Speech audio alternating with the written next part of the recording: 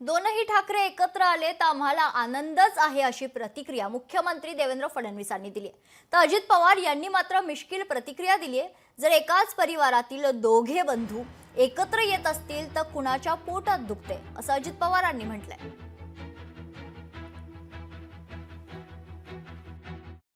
बघा, जर दोघे एकत्र आले तर आम्हाला आनंदच आहे.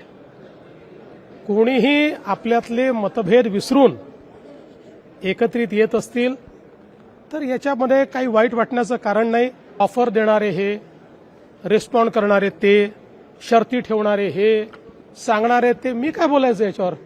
त्यांना विचारा, मला काय विचारताय त्याच्यावर? ते एका कुटुंबातले, एका परिवारातले, त्यांनी त्यांच्या संदर्भात काय करावं हा त्यांचा अंतर्गत प्रश्न आहे. त्याच्यात आपण नाक खुपसायचं काय कारण? प्रत्येकाला वेगवेगळ्या निर्णय घेण्याचा पूर्णपणे अधिकार आहे.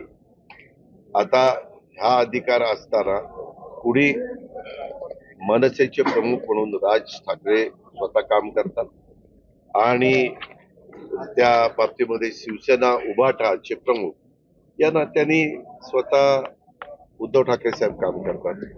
परंतु आपण त्यांनी एकत्र यावं का न यावं हे आम्ही कुठल्या राजकीय पक्षांनी काही सांगण्याचं काही कारण नाही.